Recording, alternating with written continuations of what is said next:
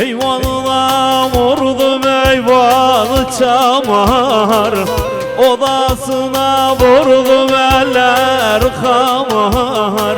Uykudan uyanmış gözler mahmur, ömrümde görmedim böyle gelini.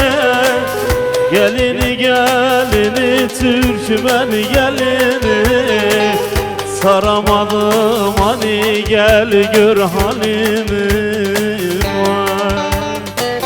Uykudan uyanmış gözler mahmur, ömrümde görmedim böyle gelini.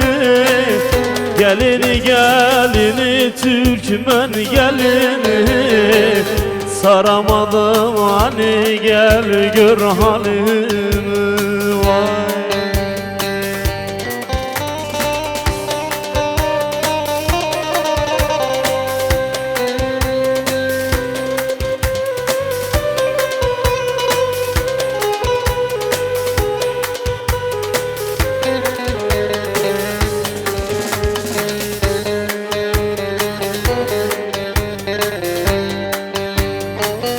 İpek köynek giymiş ayna dizinde, sıralı saçları ovah yüzünde. İpek köynek giymiş ayna dizinde, sıralı belleri ovah yüzünde.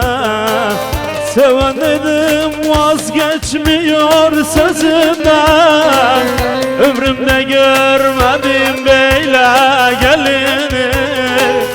Gelini gelini Türkmen gelini, saramadım hani gel gör halimi.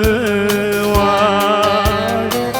Seven dedim vazgeçmiyor nazından, ömrümde görmedim böyle gelini. Gelini gelini Türkmen gelini, bakamadım hani sen sor halimi.